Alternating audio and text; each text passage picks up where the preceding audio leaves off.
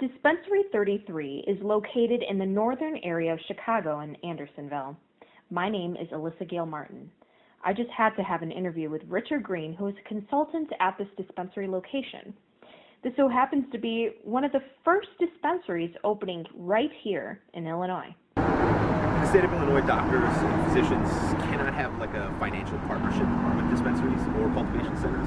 What we do is a lot of outreach. We try to educate physicians on their legal requirements, how they can the kind of questions that patients tend to ask their physicians. One of the big differences about medical cannabis is physicians are very rarely bringing it up to their patients. The way it usually works is patients are going to bring it up to their physicians. They're going to have questions. They're going to ask for support. We have a lot of literature that's directed at physicians, and we do a lot of speaking with them just so that they understand the process, the costs, and for them to understand, the differences between, what is a dispensary? Why am I going to send my patient to a dispensary? It's infinitely better than the black market, right? Our products are all tested for toxins, pesticides, cannabinoid profile. Do you guys have your own lab testing? No, there are specific certified labs in Illinois. In Illinois, anything that we're going to sell has to be tested by the lab.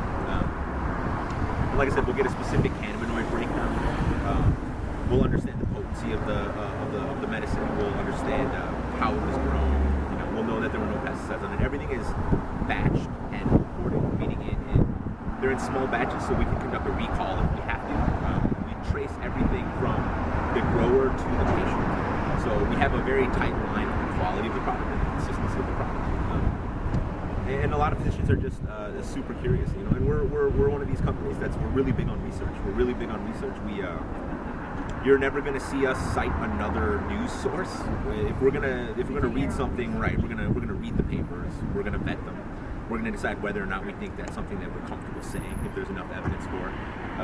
There's a lot of misinformation about cannabis on both sides, right? It's negatives and it's positives. We're not going to oversell it. We're not going to tell you it's a miracle drug. But we do know that it has these specific benefits. We know it. People think there's never been clinical trials done. That's not true. There have been clinical trials done on cannabis since the 1970s. It just kind of depends for what. And doctors like Sanjay Gupta and his big reversal of his position, they're valid points. They're valid points. And so that's kind of our thing. We want to be super objective. We want to make sure doctors have the best information available. And we always tell patients, you want to talk to a doctor. You want to talk to a doctor. The general feeling is, cannabis is an incredibly safe drug, right? Its toxicity is like 0 overdose deaths in the history, that we've ever seen. It would take something like 1,500 pounds would have to get inhaled in 15 minutes. The toxicity is so low that nobody's actually tested it. You can only predict it based on animal models. So as a contrast, like aspirin, we know the toxicity of aspirin, and it's much higher than cannabis. So the idea is, if this is safe and patients are saying that they have benefit, right? When doctors survey their patients, they find out a lot of the times their patients are already using cannabis. And so the idea is, we call it a compassionate approach. The industry calls it a compassionate approach. And the idea is, if it's not going to hurt your patient, and your patient is making a clear is asking for you to side with them on a quality of life issue, because that's the problem a lot of the time. The idea is to side with them, because you're not going to harm them, right? And there is evidence of benefit out there, lots of evidence of benefit.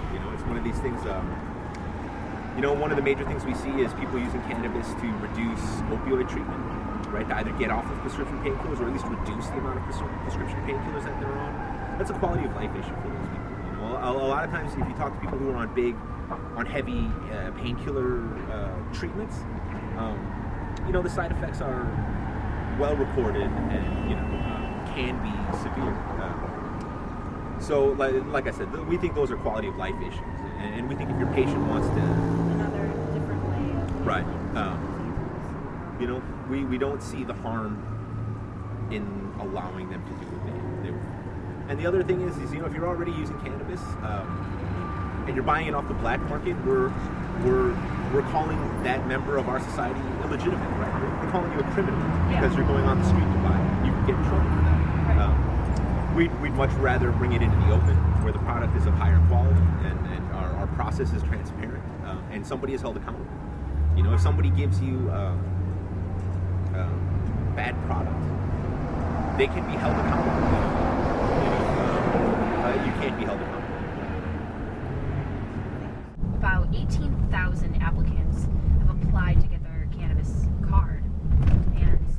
only 3,100 in our state has been approved.